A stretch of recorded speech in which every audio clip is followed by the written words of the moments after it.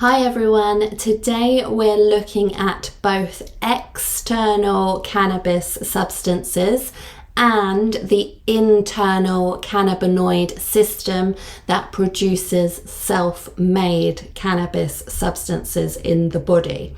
We'll look at these two factors in specific relation to the sacred secretion or inner alchemy and Kundalini energy, starting with the internal and natural system within you. Then we'll look at the use of external cannabis substances and the positive or negative effects of this practice. I've had a lot of requests for a video about this topic. Thank you all. So let's dive in. The endocannabinoid system in you. Cannabis has been used for centuries for its medicinal and psychoactive properties, but did you know that you have an endocannabinoid system within your own body? First, let's break down that name, endocannabinoid system. So endo, from the Greek root endon, means inner, internal, or originating from within the body. And canna, from the root cana, means tube, reed, channel, passage, or vessel, like in Cain and canal. For example, Cana in the Bible is the place of reeds and is the place where Jesus was said to turn water into wine or into spiritualized substance. And cannabinoids are a group of chemical compounds that are not only found in cannabis plants, but that are also naturally made within the human body. The discovery of cannabinoids in cannabis, so like hemp and marijuana plants, led to the identification of similar substances in the temple body, which in turn led to the naming of the endogenous or inner system as the endocannabinoid system. So endocannabinoid literally means internal cannabinoids or cannabinoids produced within the body. It's important to recognize that the endocannabinoid system is a very important balancing system. If you're feeling good, it helps you feel better. If you're feeling bad, it helps you feel better. It's a general homeostatic system that is crucial for health. So here's a quick summary of the role that the inner endocannabinoid system plays in the temple body. The endocannabinoid system is a crucial network found throughout the body, regulating various physiological and cognitive processes. It helps maintain balance or homeostasis by controlling functions such as mood, memory, appetite, pain sensation, and even immune response, so lymphatic response. By modulating neuronal activity, the ECS helps regulate brain function and can pave the way for profound spiritual experiences and expanded awareness.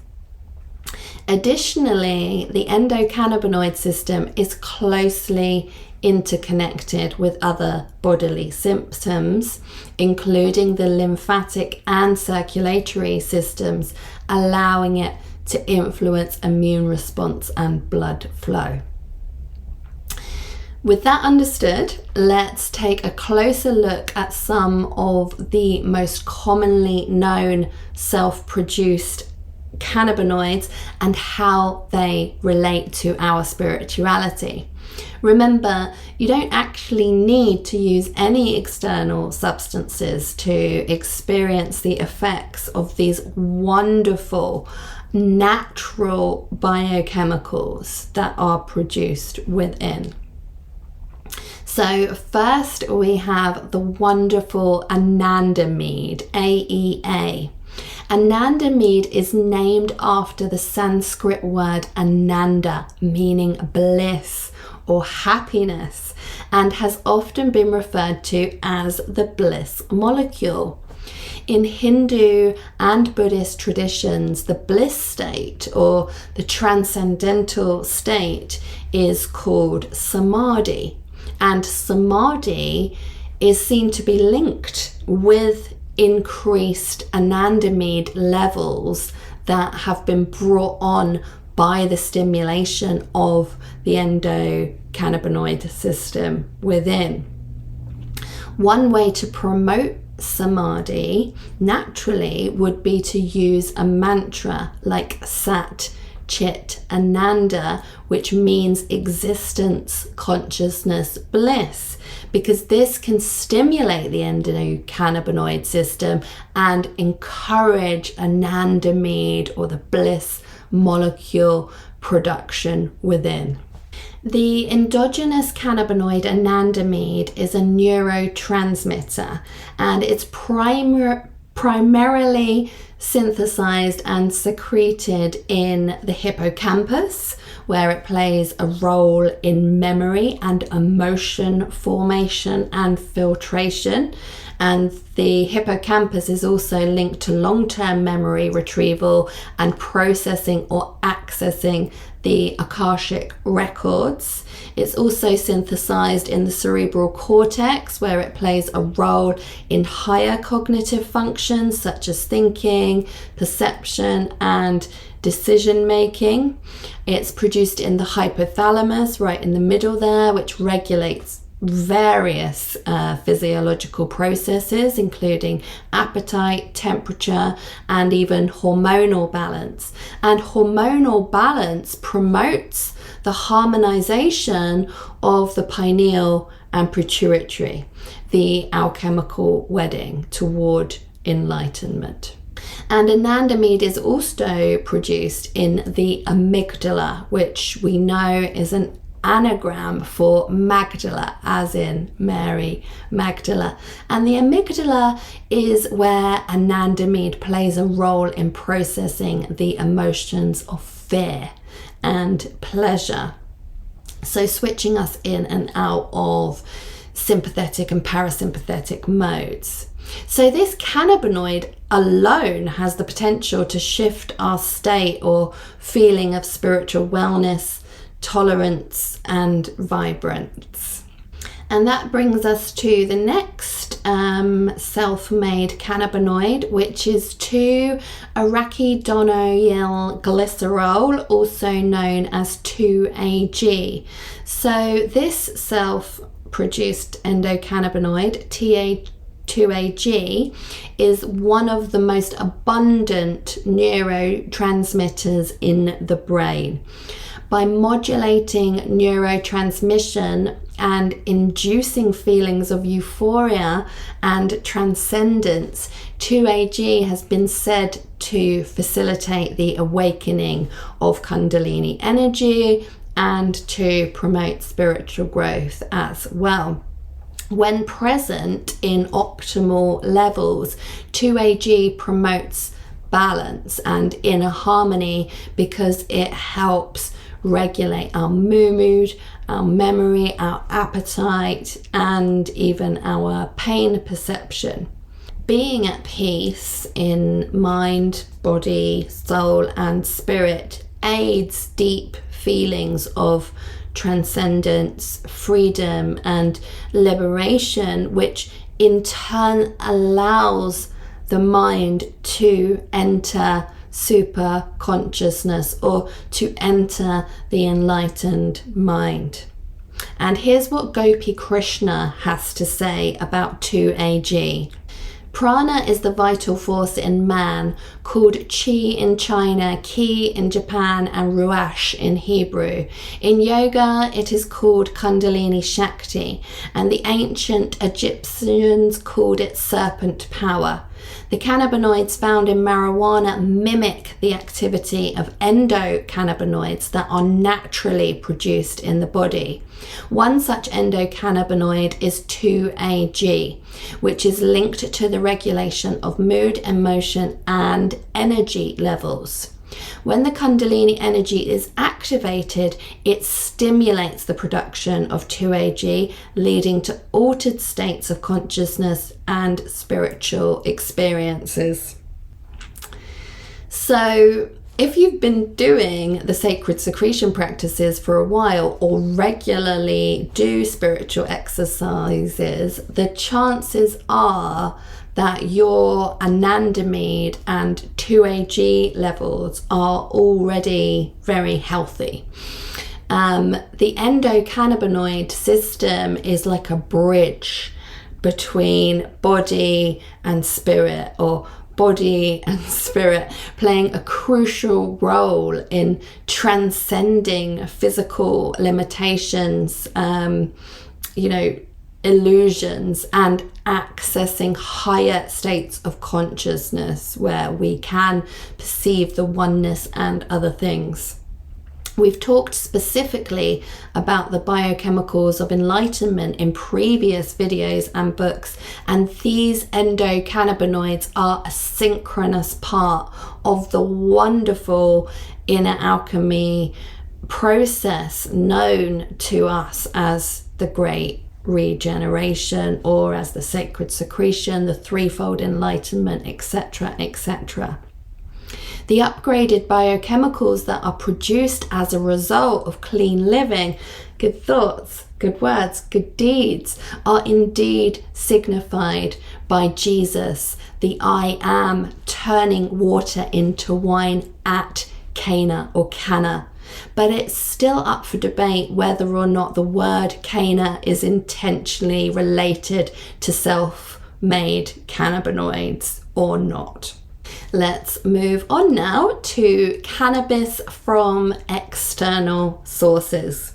The cannabinoids in cannabis plants mimic the effects of our body's own endocannabinoids.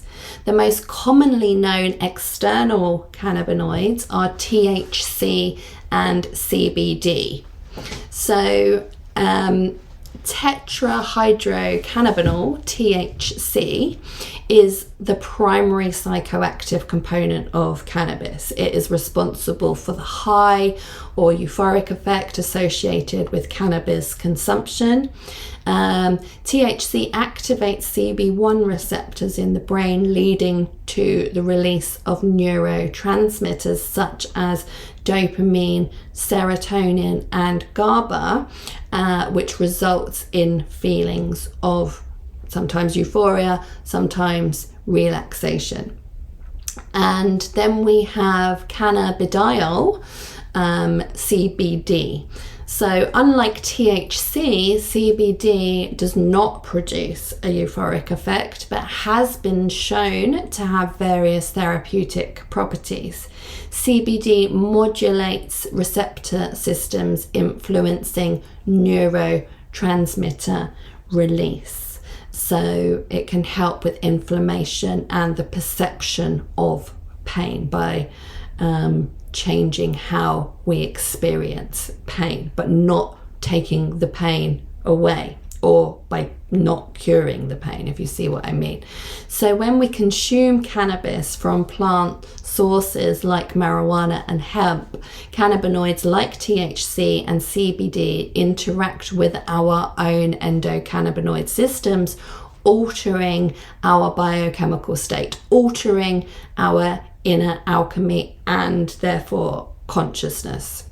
This can lead to altered states of consciousness, with many reports of extraordinary visionary experiences, and even those who say they've received spiritual guidance or enlightenment. But according to experts, there is a catch. While cannabis can offer profound spiritual experiences, excessive or inappropriate use can have negative consequences on physical, mental, and spiritual well-being. By inducing altered states of consciousness with external substances, a person is shifting their alchemical state. They're shifting their biochemistry beyond what the body and mind was naturally ready, primed, or prepared for. Therefore, the visions and emotions that arise can sometimes be very shocking, jarring, or even traumatizing, because they're usually linked to deep subconscious thoughts and suppressed feelings that oftentimes weren't ready to be roused, weren't ready to be disturbed or faced by the conscious mind. When this happens, people have to live with and process challenging mental and emotional states, ego disturbances, and other symptoms associated with negative awakenings, which includes anxiety, paranoia, and even psychosis. And these symptoms can be very paralyzing. In some cases, the psyche becomes so detached from the body that the person feels completely lost and disconnected. And even worse, they feel they have to keep using external substances to chase the high or to experience any kind of contentment and ease. The path to addiction is a slippery slope. As it says in Luke 11:52, "For ye have taken away the key of knowledge, ye entered not in yourselves." And Gopi Krishna warned, all drugs, whether cannabis or others, have an adverse effect on the flow of sexual energy. And he also said, this drug, marijuana, leads to chaos and destruction of moral values and the development of personality. So they are pretty stern warnings from Gopi Krishna. I know that in some esoteric interpretations, the burning bush mentioned in the Bible has been linked to plants like cannabis, sativa, Assyrian rue, Zoroaster's Hoema acena, or the acacia tree, because these plants contain psychoactive compounds, including tryptamines, which we know are precursors to DMT.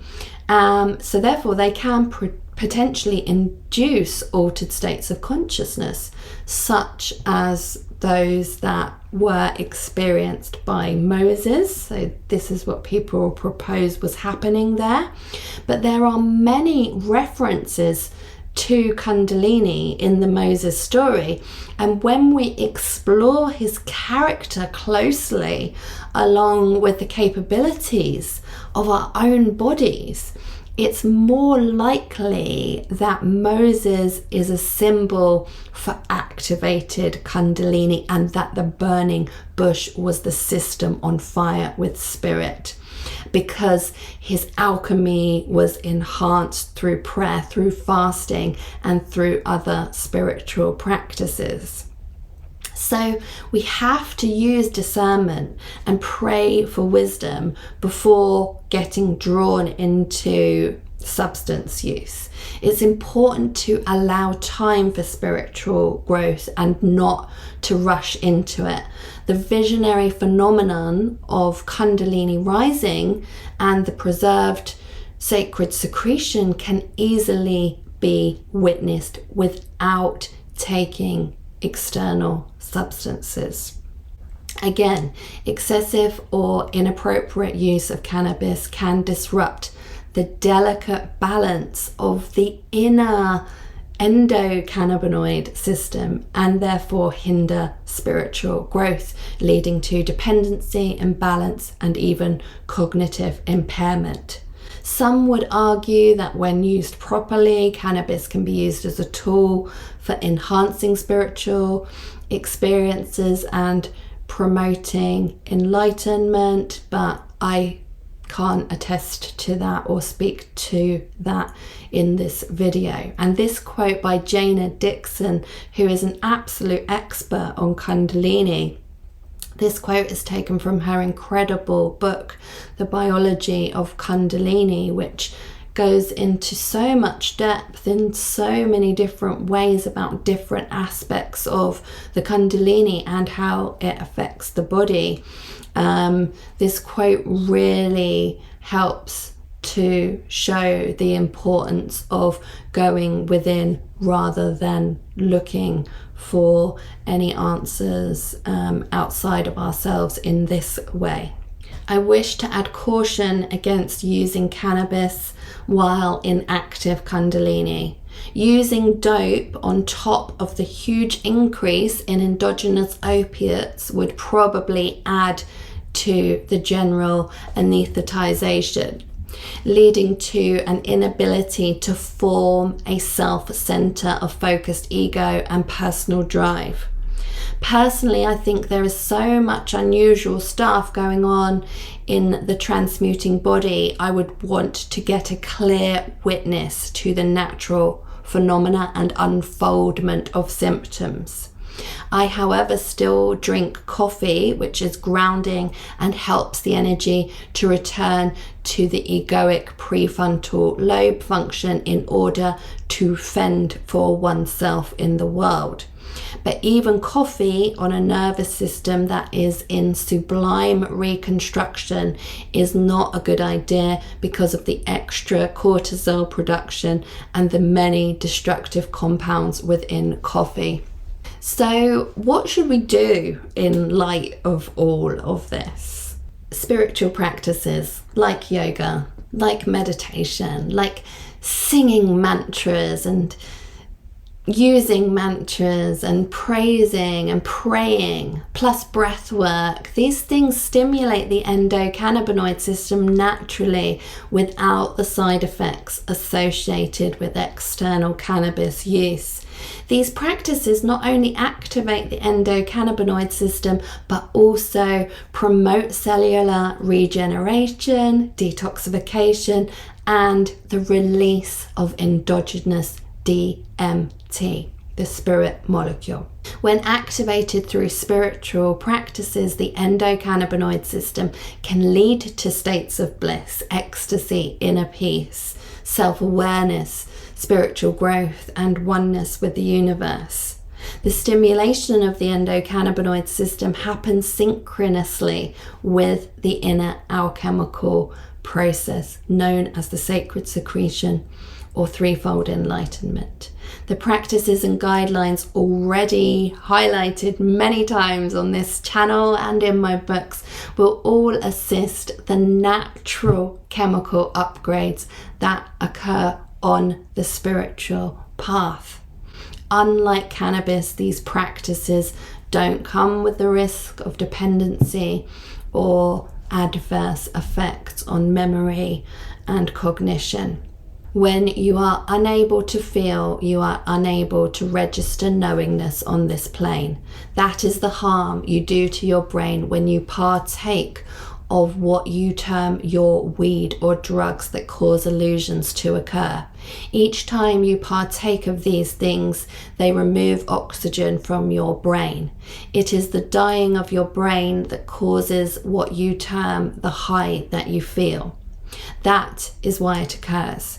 Each time you do this, you restrict your ability to know. And there will come a time when you cannot weep or laugh, for there is no longer anything strong enough to create emotion within your being. So in conclusion, the endocannabinoid system within our body serves as a channel between the physical and spiritual realms, with its natural secretions playing a crucial role in the spiritual journey and in our experience of reality. Although some may still opt to use external sources of cannabis, further research, discernment and caution is advised, and definitely seek the guidance of a medical professional if you're considering doing that. By shifting our alchemy through spiritual practices, we are able to access higher levels of consciousness, and we can experience profound spiritual insights. As stated within all noteworthy spiritual texts, the true path to enlightenment lies within and is accessible through the natural processes of our own bodies. So thank you very much for watching. As always, the links to my books, courses, and other resources are in the description box below this video. May divine love manifest itself in you all, always and in all ways. Namaste.